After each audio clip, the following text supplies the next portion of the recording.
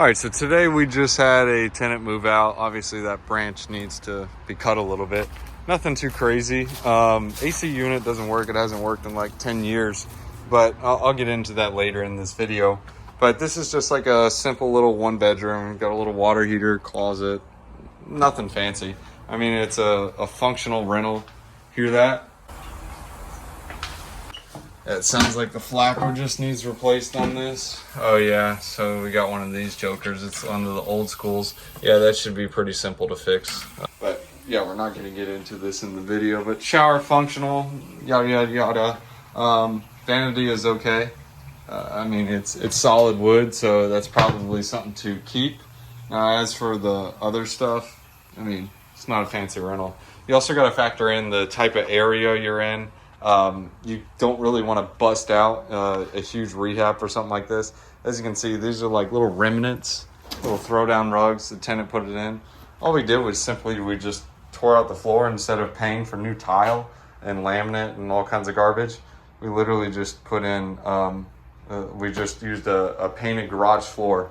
Now what I would recommend doing, what we did wrong on the rehab on this one, you see how there's like scuff up marks and you can see the cement under it. So like right here, what I would recommend doing is using the paint chips. So like when you roll it, it'll have like speckled paint chips, and then if you see something like this, it'll seem like it's a part of it, so it'll kind of blend in and match with it. But the paint color we do on this is a antique white. It's been in style for about 10-15 years now. We paint all of our rentals this same color. That way when we come in, like little dinks and little holes, fill that in, paint over it, and the paint always matches. So like this, we'll just do a quick touch-up paint on that. For this furniture in here, we'll probably leave this. The table's not horrible. The AC units, like this. We also got one in the front, right here. We just make that mandatory for the tenant. So it saves money, and we provide a economical rental, and we allow people to be able to move in for a good rate. So we aren't trying to be like the best rental in town and have the best stuff, and because obviously that comes with a cost. We're trying to meet right in the middle to where we have a functional rental, and we understand it's not a perfect property, it's not a perfect location, it's not a great area, but we can offer the middle solution, a lower cost solution, and we also allow the tenant to be able to have some savings, who's just not trying to live in the best of the best, but just trying to save a quick buck. This couch, this was like one of the previous tenants. It would probably be best to remove it. Yeah, he didn't have pets, so I mean, you can leave it there. Maybe the other tenant will like it, or you can throw it out front. Maybe someone will take it. Probably just leave this here and allow the tenant to decide what he wants to do. This door, I mean, it's functional, but this is like a duplex, so we just kind of tell them, hey, just leave it locked, whatever. And that usually works out pretty well. And they just use the back door. This one has a private driveway in general. So now this house did have a little bit of electrical work. As you can see here, this is like a little sleeve. All we did is we just put a hole in this wall, and this goes to this switch right here. And instead of paying a bunch to basically tear out the ceilings, tear out the walls and junk, we just ran one of these, covered it with a nice sleeve. It looks functional, or not looks functional, but looks okay. But it's functional. So it has a nice LED light. There's no lights in here, as you can see, except for this natural light in here. Right now there's no electricity, so you can't really see it. But I mean, it did its thing. Same thing over here. This little switch, obviously, got to get a new light bulb, and this pull chain's done. But instead of just having to go through a bunch of wiring, obviously you just piggyback into this and hook up one of these and put the switch up here. It's just like installing a ceiling fan. You don't have to deal with that junk. Cabinets, dude, these things so old, but they're functional. It's solid wood. It does what it's supposed to do. And it's easy to use. I mean, it's a rental where you don't have to bust it out and put brand new cabinets. Like we put these cabinets in. These were just cheap ones from a used, not a used furniture, but a scratch and dent cabinet place, and got cabinets for a fraction of the cost, like 50% off, and you just throw them in.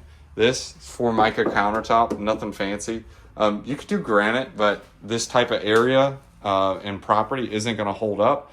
I mean, if you make the best of the best in here, if it doesn't have a good location and the people don't want to live here, nobody can enjoy that granite. And the people that do want to move here may not be able to afford that granite. So you're just wasting good money after bad at that point. But, oh, yeah. Here's the garage floor paint. So you save some of this right here.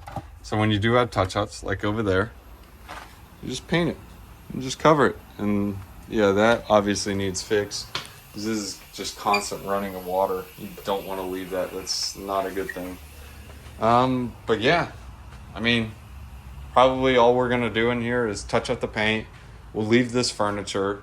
I mean, the kitchen is functional. I mean, maybe clean up a couple things, leave the microwave, especially when the electricity is off. Make sure to leave these open or you're going to have to replace the fridge pretty quickly because it grows mold in there from the moisture and that will just kill the system. Stove is functional. Especially one thing with these brands to keep in mind. First, get the coil tops. Don't do the glass tops. Tenants always find a way to break those. Stay away from those. Second, use a brand, especially one of these older stoves. Use brands like Amana, use Hot Point, use Whirlpool. Stay away from those cheap brands like, not cheap, but like their quality is cheap. It's like General Electric, that one's trash. Don't use LG fridges, those are trash. These things, these type of fridges, I don't even know what this is. I'm pretty sure it's like a Hot Point or something. This thing will last like 40 years, 50 years. This man was refrigerating batteries. So yeah, that's one good thing when tenants move out. You can get stuff like this. However, these, I don't even know what brand these are. At least you got some Duracells. But save those batteries. Use them for whatever. Leave a couple of them here. Well, actually not in this case. You don't need it for a thermostat. But in my truck, I'll show you guys my truck so you guys can see what I do. But always have like batteries, tools, supplies with you. That way when you get to the rental on the tenant move out, it's literally just bust in and bust out. So in the same day as they move out, you can touch up the paint. I always carry touch up paint on the car. You can just get it done, like just paint it on spot. Like, let me show you the tools that I have in my car. That's also another hack. Always keep some extra waters, man. Waters are key. But like my go-to, I use these rigid drills, lifetime warranty, basketball. This is stress relief, man. Full bag of tools, got everything on here, extension cords. This trunk, all in here, all in the back, all tools, ladders, plumbing parts, supply lines, flappers, like that toilet in there. I'll just replace it with a simple flapper. Well, that one's probably gonna need a new kit and new guts, so it's gonna need a new fill valve, but I'll just switch it out in the plumbing kit. In some other videos, I'll show you what that looks like when we're gonna do some repairs, but in general, get rid of that trash, fix the toilet, touch up paint in very few areas, not a lot needs done. We're gonna leave this couch. The couch isn't horrible. One of the tenants might want it. Remove those supplies. Actually gonna use those for cleaning, save them. Doesn't need a lot of cleaning here. We're gonna leave the remnants. The next tenant might like them. Leave the dresser, position it a little better. Clean out the AC vents. We always tell the tenants to clean them out, but is what it is. This, I guess he did clean it out. Looks clean, that's all right. It looks like he lost the original, oh no, here it is. Yeah, so he's got the original piece. That just pulls out and goes in. Not really sure why he has this, probably some sort of pre-filter that he wanted to put in, whatever. So we can just toss him as he goes, but yeah, it works. And outlet-wise, I remember with this house, this is one of those things, we were just lucky to get like 2 or 3 outlets working. And all we did for the outlet is we found one that worked and we were just able to piggyback. I'm sure you see this blank plate right here. It's just a hole right behind it. So that was just like wiggle room so we can get some room to throw in a plate. So previously what we had is we had all these different extension cords. We had one running across the ceiling to get it done, but we were able to find a cheap electrician that was able to just piggyback and as you can see, the other outlet is on this side. We were able to piggyback off this one by putting a hole in the wall and just putting 2 outlets in one. Yeah, the breaker box on this thing, it's OG, man. Right here, General Electric. But yeah, you can see it's kind of rough. You're supposed to have that covered. But yeah, this is our cover that we got for now. And breaker box on the outside. This is the front rental over here. That little outhouse you see on the back. I don't have, I'll do some videos in the future on this one, but this one we just rehabbed it. We spent a pretty penny, but we got some discounted items. Like that, for example, instead of throwing the water heater inside the house, we just threw it outside. Saves, gives more space inside. And that was originally a 3-bedroom, 1 bath. We were able to piggyback and make it a 2-bathroom. So the reason, actually it was a 2-1. The reason why we wanted to make it a 3-2 is because in this type of area, it attracts more people and more people would be willing to rent it. Whereas this is more so a 1-1. A 1-1 is good, but once you get into something that's like a 2-1, 2-1 is very niche category. The reason why it's niche is that you can't really target someone who's moving in with 2 adults that would want a private bathroom. Whereas like if you're having 2 adults move in, they would be fine taking a cheaper cost and having the 1 bedroom and sharing a bathroom. However, that 2-bedroom that you're going to be targeting, this is probably going to be maybe for a early starting family who has like a baby, 2 babies. But eventually once that baby grows up, they're going to want to have a private bathroom when that kid gets older, and they're going to want to have them have their own bedroom.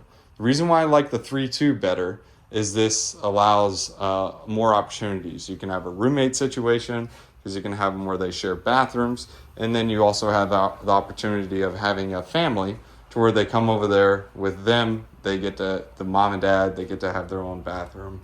And the second bathroom is for the kids. Or you can even have it to where it's like a single guy or even a husband and a wife. They don't have any kids or anything, but they like to have some bonus rooms, use one as an office, especially nowadays, and have a second bathroom. So that way when they do have guests over, the guests can use the other bathroom instead of actually going into their private bathroom. So just some things to keep in mind and think about. All right, so after about an hour and a half worth of time, chopping the trees, tube of caulk, leftover materials that the tenant left, cleaning supplies. This is one thing to keep in mind. This thing here, I mean, privacy is a good thing. I like it for tenants, but it was growing into the roof and leaves were growing into that. You can't sacrifice functionality and rats getting into the house over privacy. Always take care of functionality and take care of your asset. So one of those things to keep in mind. So mainly what we did in here, not really much to do because I mean it's not much in general that can be done here. It's an older property, but cleaned it a little bit, got rid of that junky thing. The valves work okay. I caulked up a little bit here. Again, functionality over prettiness for this type of property.